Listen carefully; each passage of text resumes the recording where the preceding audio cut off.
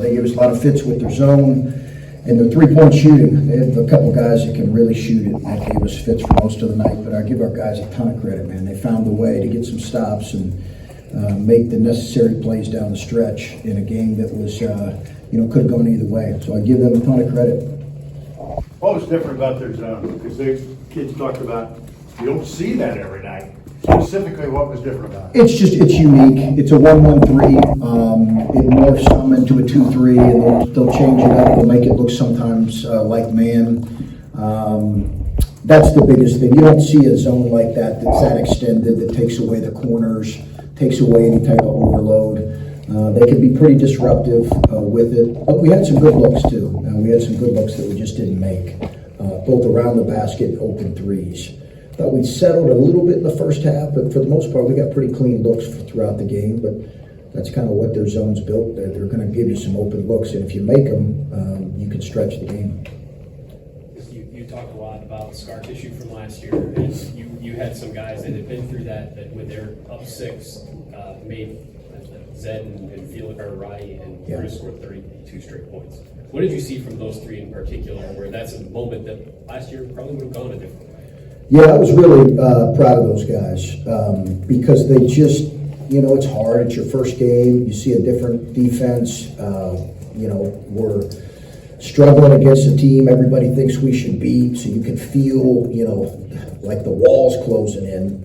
And that can be hard for a young kid. And they just have to relax and go be a player. Like, go focus on the play in front of you right now. Focus on the play in front of you.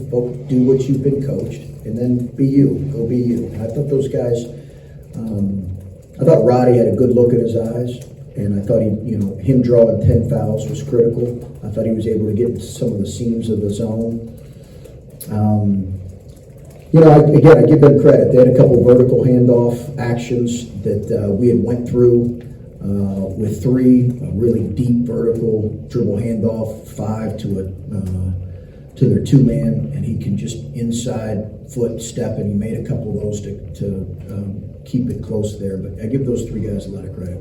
And like you said, it's just being one game, but how much do you make of the fact that those guys, those 3 in particular, responded in that moment? How much does that give you a barometer of what you can expect from them going forward? I thought it was really good to see Adam. I think if you're taking anything away from this game, we have to have a better awareness. We have to guard the 3-point line. We have to have a better awareness of shooters. We need to attack zone better. But the biggest takeaway at this particular game, and again, I give Oakland a lot of credit, give Greg and his kids a ton of credit. But the biggest takeaway is the poise those guys played with in the last really 7 minutes, which I thought was really good. Scotty had several hustle plays early on when he first got in. He made some big shots in the second half as well. What did you see out of him? Just your thoughts on Scotty and the way he played for his first time out there? Yeah, activity. He got. I thought he was really active. I thought he made open shots. They got him in the second half on post split actions where they got loose a couple times when they were going some post split actions, and he lost 11, I believe, maybe 3. But outside of that, he was pretty detailed in his defensive approach, particularly for a freshman, in terms of chasing and having awareness of where guys are at outside of that split action. And then he made shots, and he didn't play scared in any way, and he was really active, and I think he had a few offensive rebounds, so he did his job at a really good level. Chris, comment on rebounding, because after Dayton you made a comment about we got to do a better job rebounding. You got 42 tonight. That's pretty good level. Yeah, we still have to do a better job on the glass, on the defensive glass. But offensively, we're doing a good job. We had a few misses we could go get tonight, but we have to do a better job on the defensive glass. When you feel the walls closing in, coach or as a player, what do you do in those moments? How do you calm those guys, or you just say play? Yeah, it's a good question. Breathe. Breathe for one, as simple as that sounds, and then really just try to discipline your mind to focus on the play in front of you. And it's hard, right? It's hard when you're feeling the pressure of the moment. You're feeling the pressure again of beating a team you should beat. Why is the game close? You just have to eliminate all those thoughts.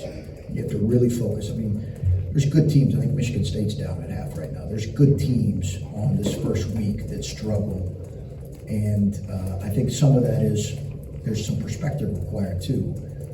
And sometimes young guys, they don't always have that. So I think as much as anything, we tried to prepare them for this being a dangerous game. And we're going to be playing a lot of games like this year against good mid-major teams that can certainly beat us if we don't perform well. But I think as much as anything, you're just really trying to discipline your mind to stay in the moment in front of you. You'd love to win by 20 or have an easy Sure. win, and you kind of answered this in a sense, but what can you take from a close game that tests you like this? Or is this just move along? No, I think poise, the poise we played with, that's probably the biggest, most positive takeaway, is the poise the guys that Adam mentioned played with down the stretch. Zed making free throws. I think that's the biggest takeaway. Outside of that, there's certainly some things we have to get better at and clean up. You know the term iron sharpens iron, I'm sure. Did you see enough iron tonight Sure. to go Yeah. on Friday? Yes. Yeah. I think so. But we got to get better in that particular area. I don't. Are we tossing the mics here, Gary? Yeah. Okay. All right. Okay. Chris, some early foul trouble, not only Felix but also Zed. What do you see from Zed to kind of stick with it though in the second half? Well, he's got a couple years on Felix. He is just a little bit better understanding of playing with a little more discipline. I thought Felix has to do his work earlier right now in the post, and I think he got face cut a couple times and just chucked the guy across the lane. He's just got to play with better technique. We've got to help him with that. He will. He'll get better with that. He was playing against a mobile guy. Both those bigs were mobile, but when we put him on 4, it's pretty mobile. And I think that was a difficult matchup. And then with Roddy, you said it might take a minute for him this year in terms of like fully breaking out maybe. Is this something that he could have done at the start of last year, this kind of flipping a switch from first half to second half, or is that something that... I don't know if he could have, he certainly couldn't have done this at this point last year. I think later in the year, his role's bigger this year. And I think he's been asked to play a bigger role, and he, has responded. And, he responded, as I shared with you guys, from a difficult performance against Clemson. And, I think his ability to draw fouls right now is going to be important for this group. When you've got playing a team that shoots as many threes as they do, you talked about their zone. What do you want to take from this going forward that can help you in what you guys are going to need to be able to do the rest of the year? Yeah, we just have to have a higher level of detail on guys that are going to shoot that number of threes. I mean, number 3 for them has shot 15, 18, 16 threes in his 3 games, 2 exhibitions, and now this first game. So, we have a general rule on guys like that, because when you look at his effective field goal percentage, when you talk about his 3s and his 2s, he didn't shoot any 2s, but his 3s, his effective field goal percentage is over 50%. So the general rule on that is he can't get it off, and I thought he was able to get some clean ones off. Chris, you said coming into this season, rebounding is going to be a focus offensively, especially the first half when things went well. Defensively, what do you need to see more from your guys on that end of the floor? Yeah, I didn't think we were quite as disruptive as we needed to be, Whitney. I think we were just not quite as disruptive until that stretch in the second half. And again, rebounding and then just some of the detail against some of their actions, we've got to be better with. We talked to Zed. He said, I think the quote was like, he said he could feel the wind in his ears more. He felt faster because he's so much lighter. I guess when looking at Zed tonight, both offensively and maybe more importantly defensively, how do you think he played, especially adjusting to being a little bit lighter and not having quite as much beef? Yeah, not quite sure how to respond to any of that, really. But he is lighter, for sure. And I do think it's helped him be able to play, maybe a little bit longer stretches. When he got it, heavier towards the end of last year, and some of it was just his, his injury. You guys, I'm sure, saw it. Connor, he just really could only play about 3 minutes at a stretch. We had to pull him out. So I think it was good to see him. I think he can play for longer stretches, not carrying as much weight. And we played he and Felix a lot together in the Clemson game, and we'll do that at some point. It was just hard to do that against their zone tonight. Yeah, and with Felix, I think he did pick up 4 fouls in like maybe 12 Yeah. or 13 minutes. You mentioned guarding a more athletic guy in the perimeter. Do you think that's how it's going to be this season? Is kind of adjust to how are they playing us? Is that going to be more of a Zed game? Is it going to be more of a Felix game and just adjust from there? Yeah, I think it's just we got to work on his technique. He's got to be able to guard smaller guys, use his length, do his work earlier. He's got to move his feet more. He'll get better with that. Freshman Scotty Middleton, the moment didn't seem to be too big for him, and a couple of clutch threes back to back there. Just what'd you see out of him? And 3 or 4 at the foul line in the final seconds too to put it away. Yeah, no, I thought he really did have a good look, Steve. He had a good look in his eye, and he's a good shooter. He's a more than capable shooter. So is Roddy. Roddy just didn't make any tonight. He's a more than capable shooter. Dale's a really good shooter. He struggled tonight. We need more of that from him. But yeah, I thought Scotty had a really good look in his eyes and was detailed. He and Bruce were the 2 most detailed guys on their shooters. And that's a credit to him, and he's got to continue to be that for us. We spoke to Greg a little bit ago, and he talked about Bruce Thornton being the guy that stood out to him most on film, mainly because he hits big shots in big moments. Did that, down the stretch of last year, and said that he, quote, likes guys who make big shots. He didn't have a strong shooting performance tonight, 3 of 11, but hit a very big 3 down the stretch of this game. Just what does that say about Bruce? Well, he's got to be able to take.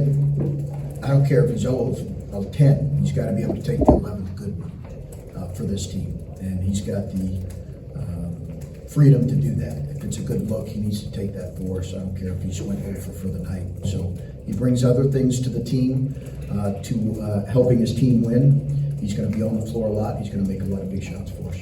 And then with Roddy, you mentioned how big the fact that he drew 10 fouls was. I guess, obviously the free throw side of that, getting in the bonus, getting guys in foul trouble is big. But what else is important about that offensively? Oh, I think there were gaps in the zone that he with his size and ability to attack was important for us. I thought we were not able to get the ball into the foul line because of their, which is normally where you can attack a zone, but their zone is unique, like I talked about. So the corners can get there, but you also have to punch gaps, and I thought he was the best tonight at punching gaps and creating fouls. Anything else? Okay.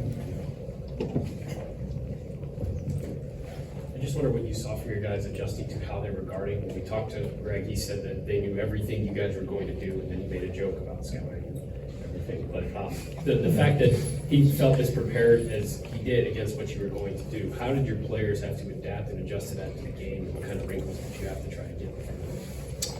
Yeah, no, I think,